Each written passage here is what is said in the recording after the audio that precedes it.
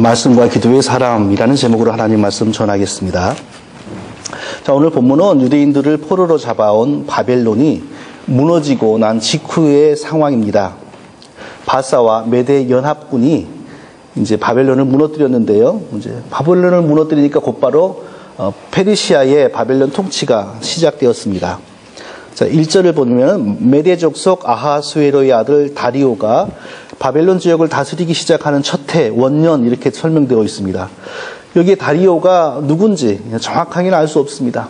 페르시아 전체를 통치했던, 그리고 유대인들을 고향으로 돌려보내주었던 고레스 왕이라고 볼 수도 있고, 아니면 고레스 왕이 그 지역을 다스리도록 임명한 작은 왕이라고 볼 수도 있습니다.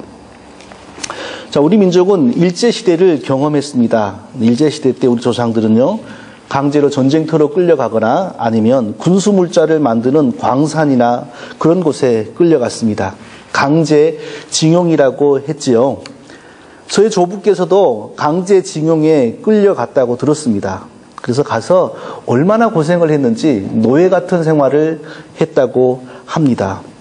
그런 노예 같은 생활을 하던 중에 일본이 미국에 져서 패망했다는 소식을 들었습니다. 그래서 이제 한국으로 오게 된 거죠. 자, 그 강제 노역에 종사하고 있던 사람들에게 일본이 패망했다라는 소식을 들을 때 그것은 얼마나 큰 복음이었겠습니까? 또 그리고 앞으로 상황이 급변하게 된다는 거죠. 미국이라고 하는 나라에 졌는데 미국이라고 하는 나라가 다 돌려보내주면 이제 집에 가게 되는 것이고, 또 안 돌려주면 계속 고생하는 거죠. 그런데 이미 미국에 대해서는 어느 정도 알고 있었으니까 이제 다 집에 가게 될 것을 기대하지 않았겠습니까? 지금 다니엘이 바로 그런 상황에 있습니다. 자, 자기들을 붙잡아 와서 포로로 부리던 나라가 무너졌습니다. 그런데 문제는 새로 등장한 페르시아라고 하는 나라는 어떤 나라인지 정보가 없었습니다. 유대인들을 계속 붙잡고 포로로 부려먹을 것인지, 아니면 고향으로 돌려보낼 것인지 현재로서는 아무런 정보나 느낌이 없는 겁니다. 바로 그런 상황에서 오늘 본문이 내용이 벌어지고 있는 것입니다. 다니엘은 이 상황이 이렇게 급변하는 상황 속에서 조국 이스라엘이 회복되기를 위해서 간절하게 금식하며 기도하였습니다. 자, 이때 다니엘이 조국의 회복을 위해서, 그러니까 자기 민족이 고향으로 돌아갈 수 있기를 위해서 정말 간절하게 기도했는데요.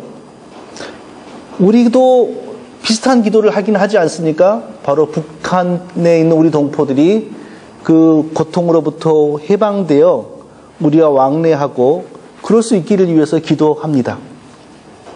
그러나 우리가 북한을 위해서 기도할 때 다니엘이 자기 조국을 위해서 기도한 것 같은 그런 정도의 어떤 그 심정이 될 수 있을까요? 저는 되지 못하는 것 같습니다. 저는 60년대에 태어났는데, 제가 태어나고 나니까 이미 북한은 가볼 수 없는 남의 나라가 되어 있었고, 그리고 제가 70년대 자랐는데 제가 자랄 때 제일 재미있게 봤던 그 TV 드라마가 뭐냐면 전우라고 하는 거였어요. 그거 아세요? 전우 그런 거 모르죠? 우리 때는 매주에 한 번씩 하는 건데, 맨날 하는 게 뭐예요? 국방군하고 인민군하고 싸우는 거예요. 근데 항상 국방군이 이기죠. 우리도 항상 우리 국군과 한편이 돼가지고 인민군을 마음속으로 여러 명을 쏘아 죽이면서, 그러면서 이렇게 성장을 했어요. 그리고 나서 성인이 되고 철이 들어서 민족의 아픔과 역사에 대한 어떤 그 아픔을 느끼기 시작했고, 그리고 이제 북한에 대한 생각이 달라지고 북한의 회복을 위해서 기도를 하기는 하는데, 북한에 가본 적이 없고 북한 동포하고 함께 살아본 적이 없기 때문에 북한을 위해서 기도해도 그 기도가 가슴에서 나오는 건 아닌 것 같아요. 여기 머리에서 나오죠. 그러나 다니엘은 자기 민족의 회복과 자기의 조국의 어떤 해방을 위해서 기도할 때 다니엘의 기도는 머리에서 나오는 게 아니라 가슴에서 나올 수밖에 없었어요. 왜냐하면요, 멸망당하기 전에 이스라엘에서 태어나서 자랐습니다. 바벨론이 3번 이스라엘을 침략해가지고 3번째 완전히 무너뜨렸는데, 첫 번째 침략하여서 거반 무너뜨리고 그때 했던 일이 뭐냐면 왕족들과 귀족들의 가문에서 용모가 준수하고 머리가 똑똑한 사람들을 전부 잡아갔어요. 그러니까 나라의 미래를 없애버리는 겁니다. 그때 잡혀간 사람 중에 바로 다니엘이 들어있었습니다.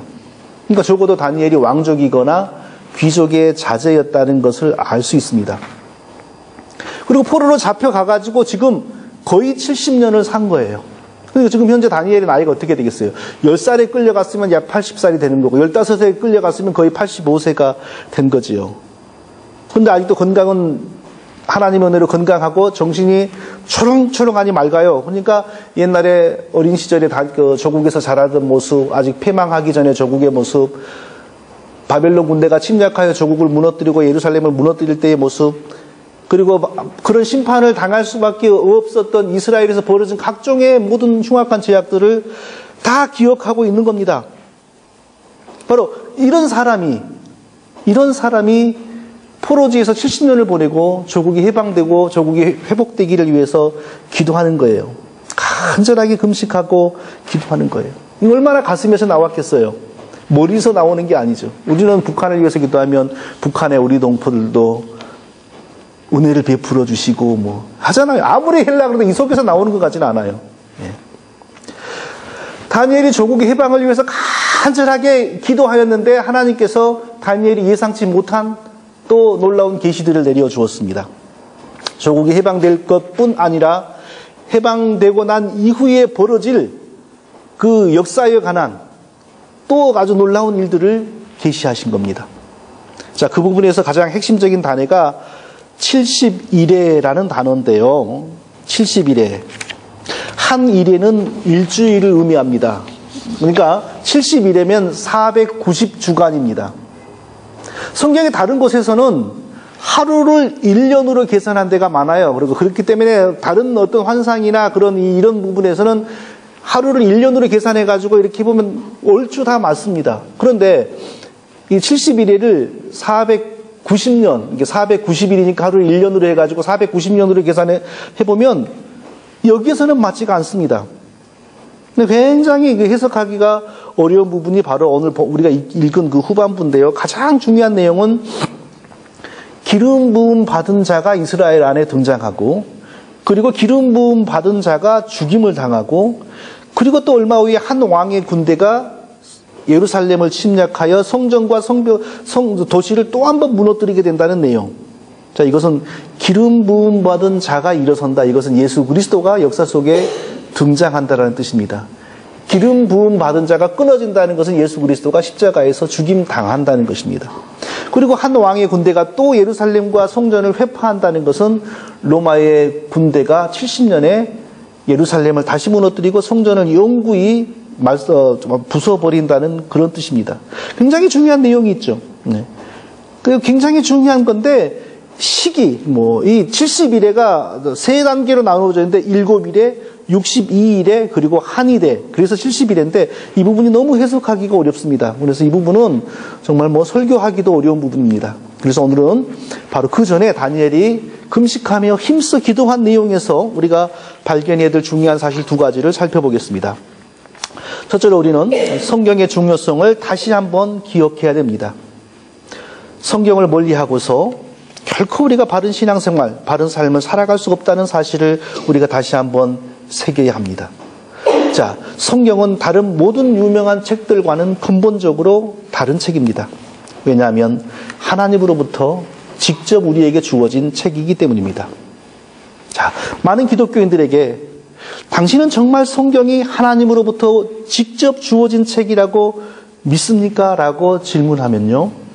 믿음이 좋은 많은 사람들 중에서도 하나님이 직접 주셨다기보다 하나님을 경험한 하나님 사상을 가진 사람이 하나님에 대해서 쓴 문학 작품이 아닙니까? 라고 말하는 사람들이 더러있고 또 많습니다. 하나님 사상을 가지고 하나님 경험을 가진 사람이 쓴 책이라고 믿을지라도 물론 유익이 있습니다. 하나님에 대해서 배우는 게 있습니다. 왜냐하면 북한을 경험한 사람이 기사를 쓰면 북한에 대해서는 우리가 더 자세하게 배울 수 있는 게 많기 때문입니다. 그러나 하나님이 직접 주신 책이 아니고 하나님을 경험한 사람이 쓴 책이라고 성경을 믿을 때 어떤 문제가 유발됩니까? 성경이 만일 그런 책이라면 우리의 삶과 우리의 신앙과 우리의 운명에 관하여 절대적인 권위를 가지지 못한다는 것입니다. 우리와 동일한 기질과 철학과 취향을 가진 사람이 하나님을 경험하고 나서 그리고 나름대로 하나님에 대해서 쓴 책이기 때문에 만일 우리는 그런 책을 읽다가 납득이 되지 않은 내용이 있으면 제껴버릴 수 있습니다. 그런 책을 읽다가 순종하기 싫은 내용이 발견되면 그냥 그어버려도 됩니다. 그리고 나서 우리가 하나님의 말씀을 어겼다고 죄책감을 가질 필요도 없어지는 것입니다. 그러므로 결국 우리의 신앙이 흔들리게 되는 것입니다. 그러나 성경은 하나님께서 택하신 우리를 위하여 직접 주신 말씀이라고 성경은 분명히 말합니다. 모든 성경은 하나님의 감동으로 된 것으로 교훈과 책망과 바르게 함과 우로 교육하기에 유익하니 이 예언은 언제든지 사람의 뜻으로 낸 것이 아니요 오직 성령의 감동하심을 입은 사람들이 하나님께 받아 말한 것임이니라. 자, 성경이라는 말, 예언이라는 말 같은 말입니다. 또 계시라는 말도 같은 말입니다. 바울은 모든 성경이 하나님의 감동으로 되었다고 했습니다. 베드로는 모든 예언이 성령의 감동으로 되었다고 했습니다. 성령의 감동이나 하나님의 감동이나 다 같은 말이죠. 감동을 주셨단 말은 도대체 무슨 말일까요? 하나님이 하나님의 마음을 성경을 기록한 저자들의 마음속에 불어 넣었다는 뜻입니다.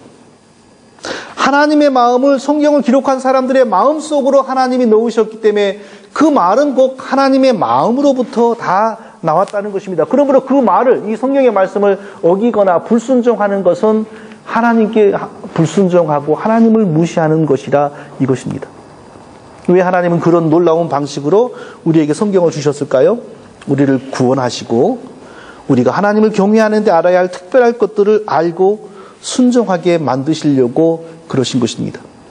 자, 그것 외에 일반적인 지식이나 정보는 자연이나 우주나 우리의 양심을 통하여 이미 많이 허락되어 있습니다. 자연을 보면 하나님이 얼마나 크신 분인지 우리가 알 수가 있고요. 우리의 양심이 많이 더러워지고 오염되긴 했지만 아직도 우리의 양심을 보면 하나님이 정의로우신 분이라는 것을 우리가 알 수가 있습니다.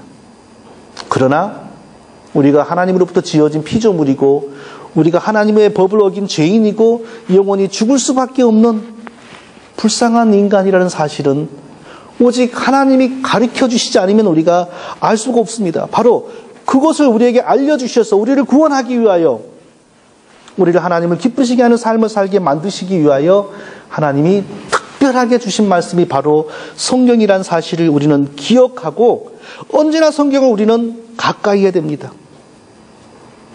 성경을 가까이 하지 않고서는 그 누구도 하나님의 사람이 될 수가 없습니다.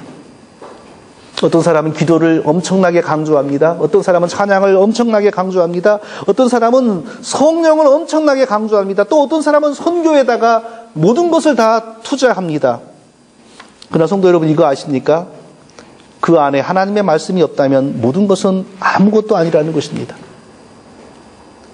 성령도 결국 하나님의 말씀이 없다면 성령일 수가 없는 것입니다. 왜냐하면 예수님은 제자들에게 성령이 오심에 대해서 말할 때 그가 나를 증거할 것이요 그가 내 영광을 나타내리니 그가 너희를 모든 진리 가운데로 인도하시리니 이렇게 말씀했습니다.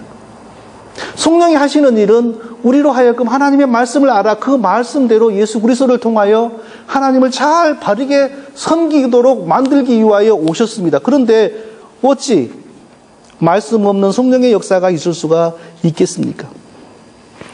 성령으로 충만해진다는 것은 반드시 말씀이 풍성한 사람이 된다는 것입니다. 이 법을 어길 수 있는 길이 없습니다. 예수 그리스도를 닮아갈 뿐 아니라 성령으로 충만해지면 기독교의 진리로 생각과 사상이 무장되고 새로워지는 사람이 된다는 것을 뜻합니다.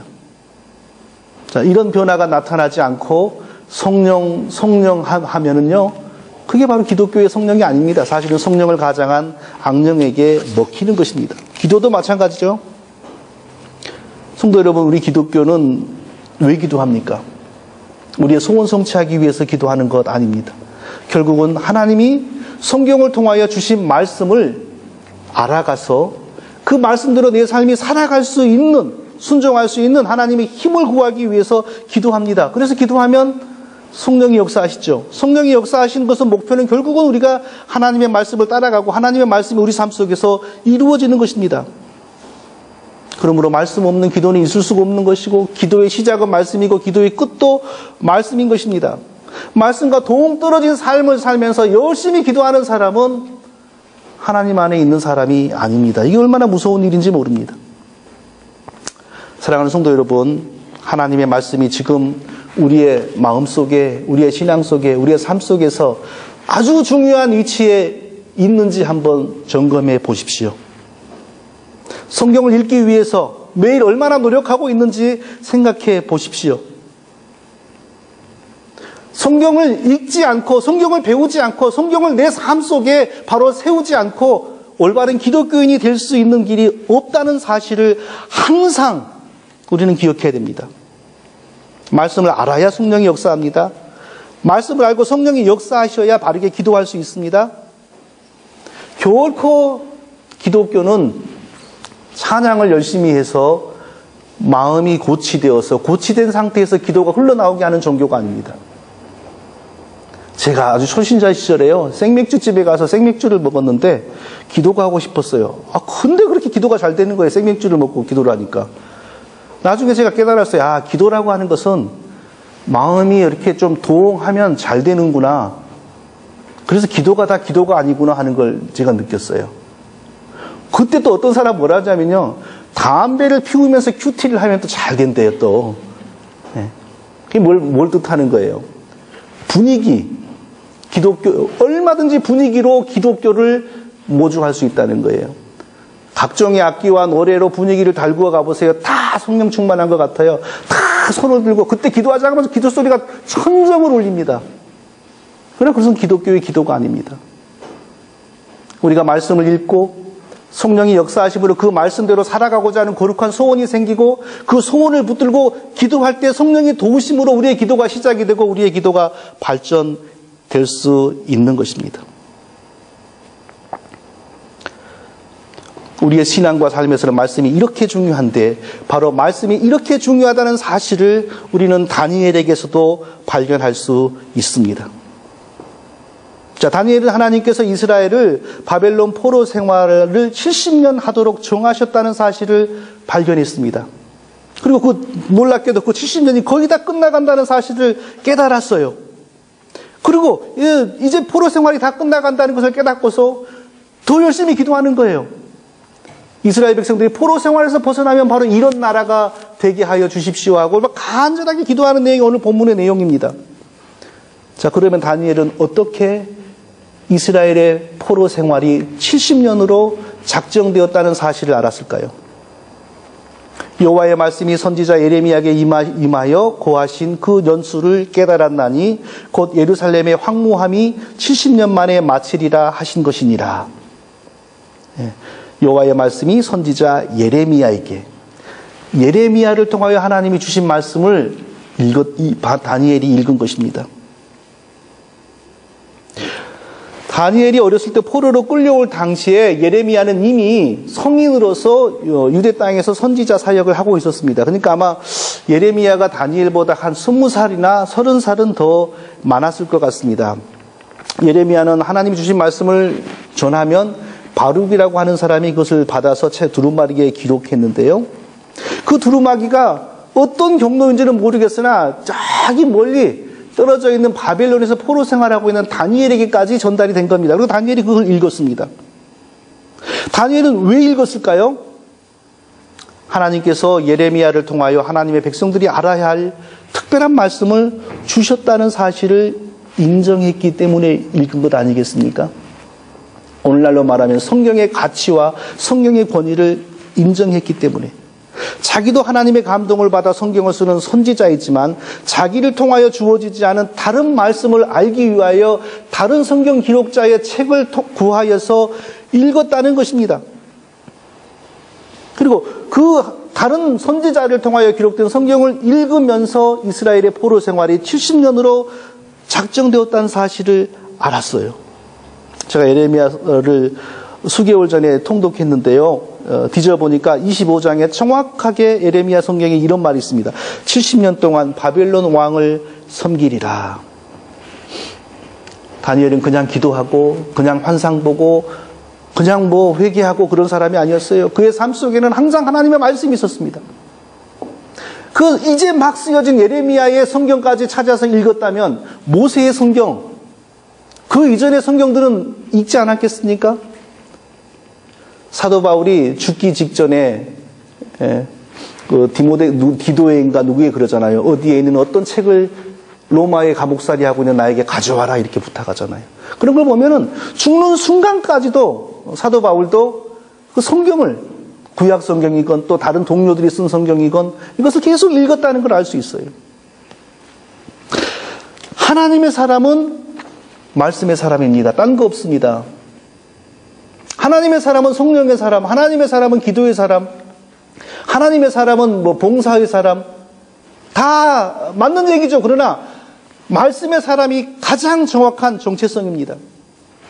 하나님이 쓰신 사람들 중에 말씀의 사람이라고 부르기 곤란한 사람 성경에 한 명도 없습니다. 모든 하나님의 사람은 심지어는 학력이 아주 낮을지라도 희한하게도 하나님의 말씀에 관해서는 정통합니다. 왜 그러겠습니까? 성령 충만한 것은 곧 말씀 충만이기 때문입니다. 성령 충만한 사람들은 사도행전을 보세요. 성령 충만한 사람들은 전부 위대한 설교자들이고 전도자들입니다. 성도 여러분, 우리는 언제든지 성경을 가까이 하고 살아야 됩니다. 매일 성경을 읽어야 됩니다. 성경의 깊은 뜻을 배우고 알기 위해서 어떤 책보다 더 많이 연구하고 시간을 투자해야 됩니다. 그렇지 않고서는 결코 우리가 다른 방법으로 하나님의 사람으로 바르게 서갈 수 있는 길이 없습니다. 항상 말씀을 가까이 하는 우리 모든 성도님들이 될 수 있기를 바랍니다.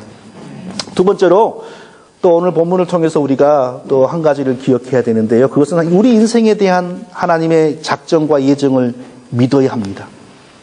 그러나 동시에 그렇다고 해서 우리가 기도하지 않고 회개하지 않고 힘써 노력하지 않아도 된다고 생각하지 말아야 한다는 것입니다.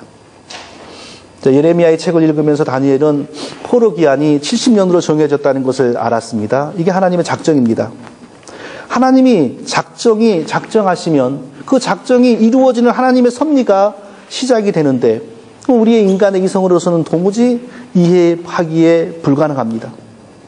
자, 70년간 이스라엘 백성들이 바벨론의 포로 되기 위해서 하나님이 작정하셨으니까 어떤 일이 벌어지니까 아주 강대한 한 나라가 등장합니다. 그 하나님의 섭리입니다. 한 나라가 아주 강대하게 등장하더니 저기 먼 데서부터 나라를 하나씩 점령해 오고 이스라엘 근처까지 군사들이 옵니다. 이거 하나님의 섭리입니다. 그러더니 이스라엘을 3번 침략해가지고 완전히 무너뜨려 버립니다. 이 내막을 누가 알았겠습니까?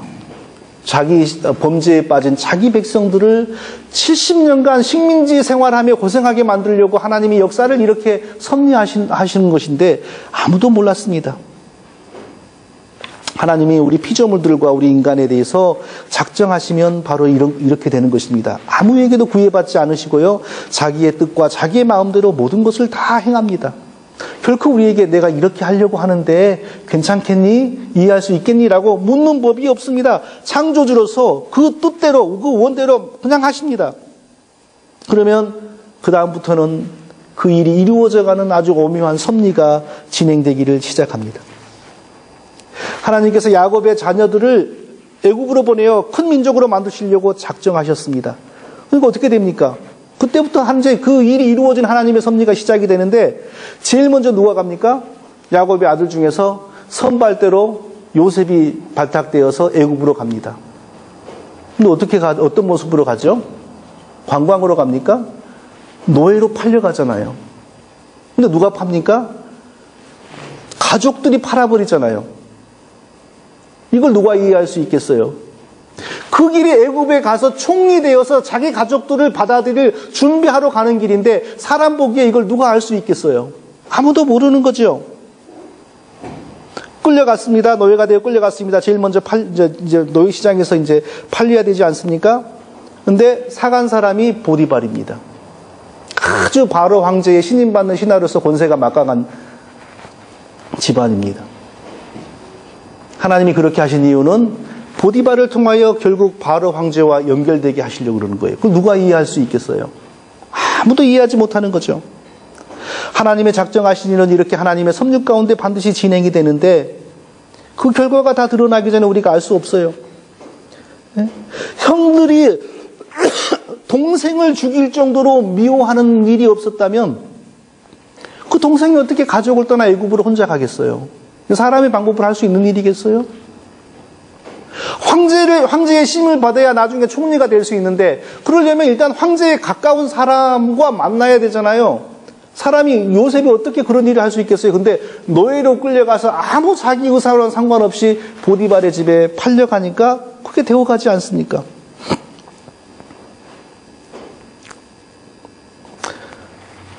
하나님의 작정은 우리가 결코 어떤 방법으로도 알 수 없어요. 음양오행, 토정비결, 사주팔자 그런 것으로 우리가 알 수 있다면 인생이 얼마나 쉽겠어요. 아무것도 우리는 알 수 없습니다.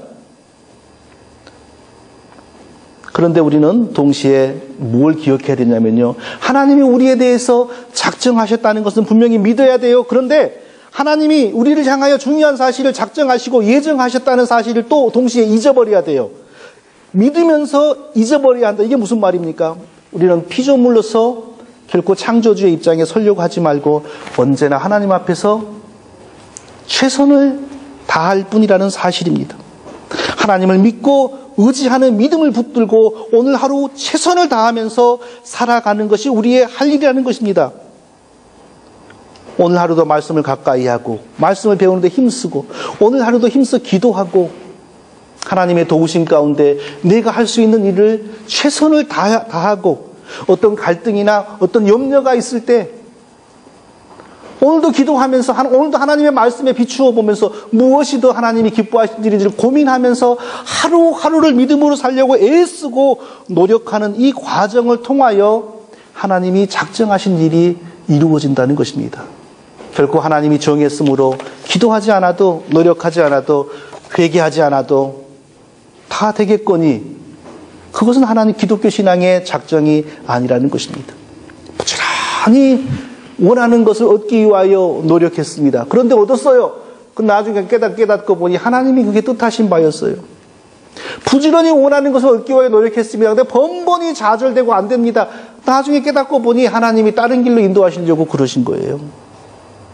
우리의 인생은 바로 그렇게 진행이 되는 것입니다.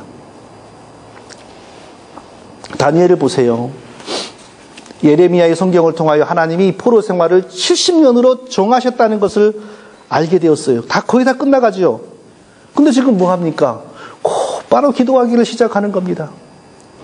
이스라엘의 죄악을 마치 자기가 다 범한 것 마냥 열심히 회개하고 다시 또 조국이 회복이 되면 예루살렘이 회복이 되고 성전이 지어지고 그 성전 안에 하나님의 영광이 충만한 그런 복된 날이 오기를 위해서 간절하게 기도하는 겁니다. 금식하면서 기도하고 베옷을 입고 기도합니다. 주의 언약을 배반한 죄를 회개하면서 원래 언약하신 대로 이루어주기를 위해서 간절하게 기도합니다. 이게 바로 기독교 신앙인 것입니다. 결코 기독교 신앙은 운명론이 아닙니다. 하나님이 이렇게 정하셨으니까 다 된다? 아닙니다. 하나님의 작정과 예정이 분명히 있습니다. 그런데 그 작정과 예정 안에는 우리의 성실함, 우리의 회개, 우리의 기도, 우리의 노력이 다 함께 포함되어 있는 작정이에요. 그러니까 이걸 이해할 수 있습니까? 이해할 수 없어요. 그래서 제가 한 말이 뭐예요? 하나님의 작정은 밑에 잊어버리고 우리는 오늘 하루 힘써 기도하면서 오늘 하루 하나님 앞에서 최선을 다하여 살아가자는 것입니다. 할렐루야. 예. 사랑하는 우리 모든 성도님들이 다니엘처럼 성경 말씀을 가장 중시하면서 또 이렇게 언제든지 기도하면서 하나님 앞에서 믿음으로 살아가는 우리 모두가 될 수 있기를 예수님의 이름으로 축원드립니다. 하나님 아버지, 우리의 삶 속에 성경이 가장 깊이 가장 중심에 세워질 수 있기를 원합니다. 아무리 바빠도 아무리 분주해도 성경을 읽지 않는 날이 없도록 하나님 우리의 마음을 붙들어 주시고 부지런히 성경을 읽고 부지런히 성경을 배우는 애나브 반석교회 모든 성도들이 다 되게 하여 주시옵소서. 예수님의